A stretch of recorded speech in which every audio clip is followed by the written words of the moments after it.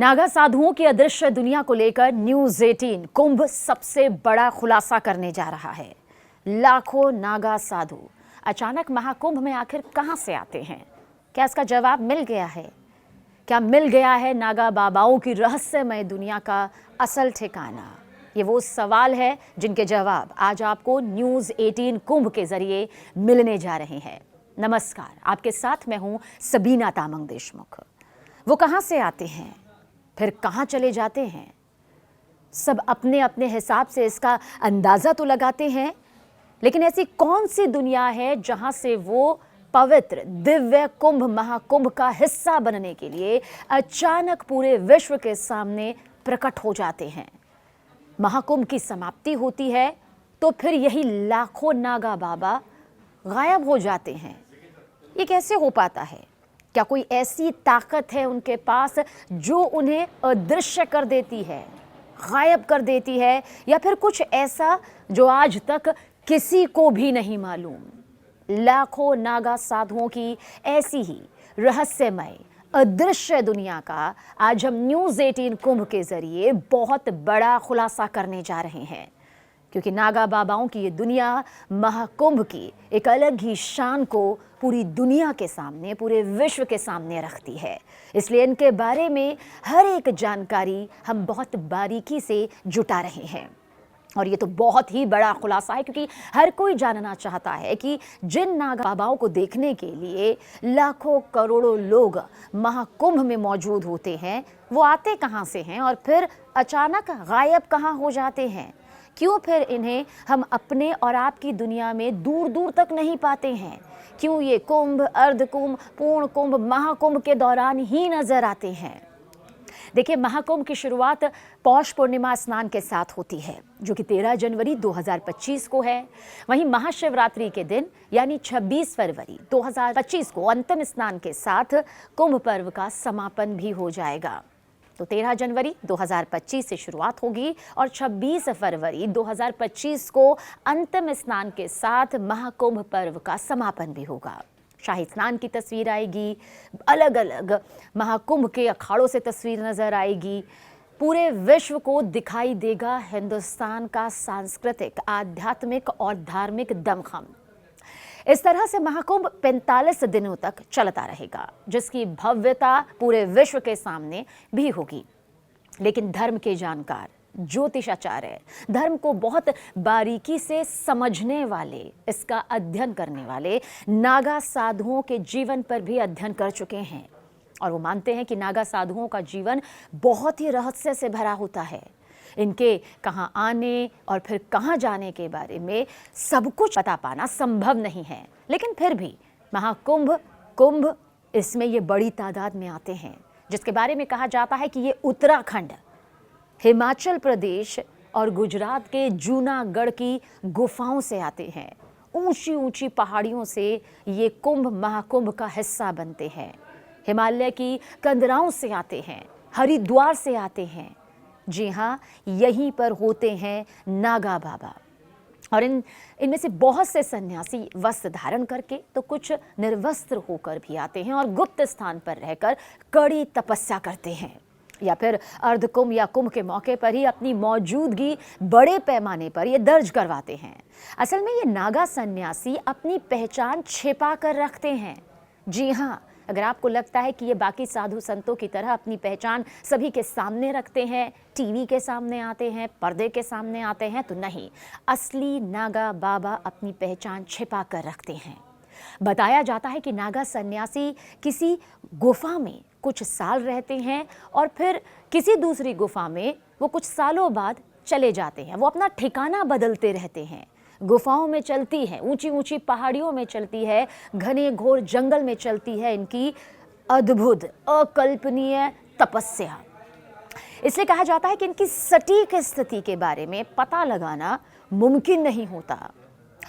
लेकिन एक दूसरी तरफ एक और बहुत बड़ी सच्चाई कि ये एक से दूसरी, दूसरी से तीसरी और फिर इसी तरह से अनेक गुफाओं को बदलते जरूर रहते हैं, लेकिन इस बीच इनकी तपस्या के केंद्र में भोलेनाथ होते हैं, महादेव होते हैं। ये शिव की भक्ति में लीन होते हैं।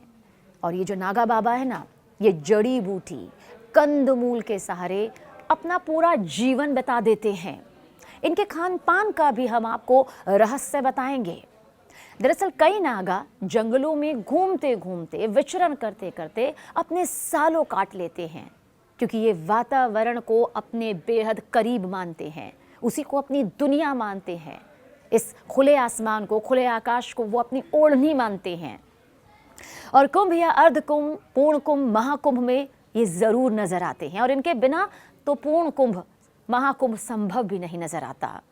नागा साधुओं का जीवन बेहद रहस्यमय होता है, इसलिए न्यूज़ 18 कुंभ के जरिए हम एक एक करके आपको नागा साधुओं की परंपरा, उनका रहस्य, उनका रहन सहन, उनका खान पान, उनके जीवन से जुड़ी तपस्या, सब कुछ बता रहे हैं। देखिए, जहाँ तक वैदिक काल का जिक्र है तो ये उससे जुड़े हुए हैं, क्योंकि नागा साधुओं की परंपरा वैदिक काल से जुड़ी हुई है।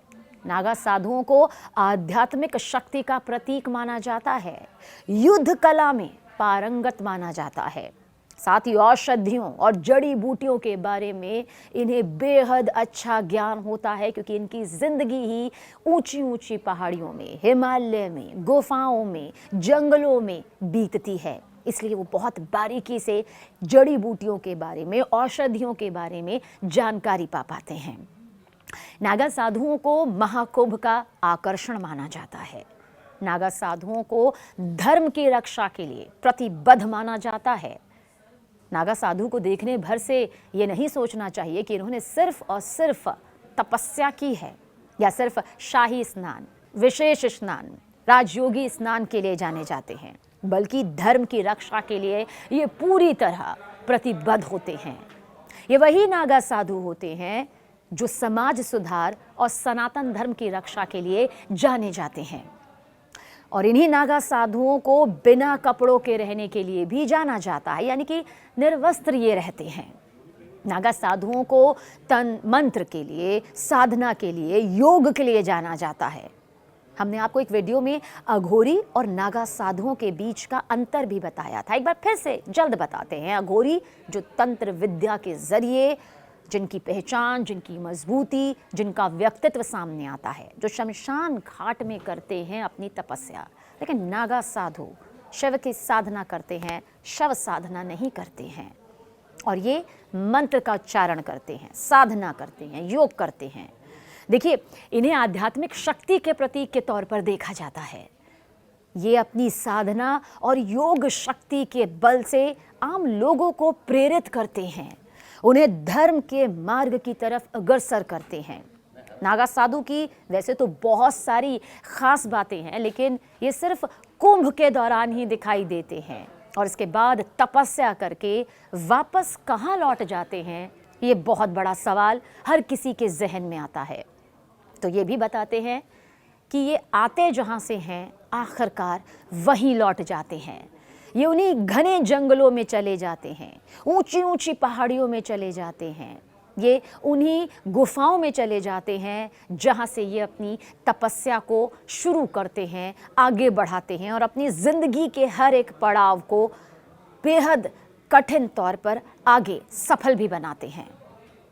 तो जहाँ से आते हैं वहीं चले जाते हैं, और एक के बाद एक अपनी गुफाओं को भी ये बदलते रहते हैं।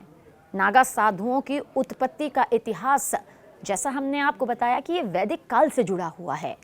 8वीं शताब्दी में भगवान आदि शंकराचार्य ने हिंदू धर्म की रक्षा के लिए दरअसल अखाड़ों की स्थापना की थी, और इसी दौरान नागा साधुओं को भी संगठित किया गया था, जिसके बाद इन्हें अलग अलग अखाड़ों में विभाजित किया गया, जिससे ये धर्म और संस्कृति पर बाहरी आक्रमणों से सुरक्षित कर सकें। नागा साधुओं ने आध्यात्मिक मोर्चों के साथ युद्ध के मैदान में भी अहम भूमिका निभाई है। इन्होंने सनातन की रक्षा के लिए कई जंग लड़ी, कई युद्ध लड़े। वैसे आपको ये जानकारी भी होनी चाहिए कि मुगलों के आक्रमणों के वक्त नागा साधुओं ने हिंदू तीर्थ स्थलों और मंदिरों को बचाने के लिए कई बार शस्त्र भी उठाए हैं, और अपना रक्त भी देश के लिए, सनातन धर्म के लिए बहाया है। उनकी संगठित सेना और युद्ध कौशल ने कई बार धर्म स्थलों को विनाश होने से बचाया है। इसके अलावा नागा साधुओं ने हिंदू धर्म और संस्कृति की रक्षा के लिए अंग्रेजों के खिलाफ विद्रोह में हिस्सा भी लिया। नागा साधु बनने की प्रक्रिया कठिन और लंबी होती है, जिसमें ये अपना सांसारिक जीवन त्याग देते हैं, परिवार त्याग देते हैं, संपत्ति त्याग देते हैं, अखाड़े के गुरु दीक्षा देते हैं। नागा साधु बनने के लिए 12 साल के लिए पहाड़ों और जंगलों पर तप करना होता है। यही होता है इनका असल ठिकाना, जिससे व्यक्ति अपनी शारीरिक और मानसिक इच्छाओं पर विजय पा लेता है। बहुत सारी जानकारियां यहाँ पर नागा साधुओं को लेकर सामने आती है। नागा साधु अपने शरीर पर वस्त्र नहीं धारण करते, ये तो सब कहते हैं, लेकिन क्यों धारण नहीं करते? क्योंकि वो वस्त्रों को सांसारिक जीवन का आडंबर मानते हैं, इसे मोहमाया से जोड़ते हैं और उनके लिए खुला आकाश यही होता है उनका वस्त्र।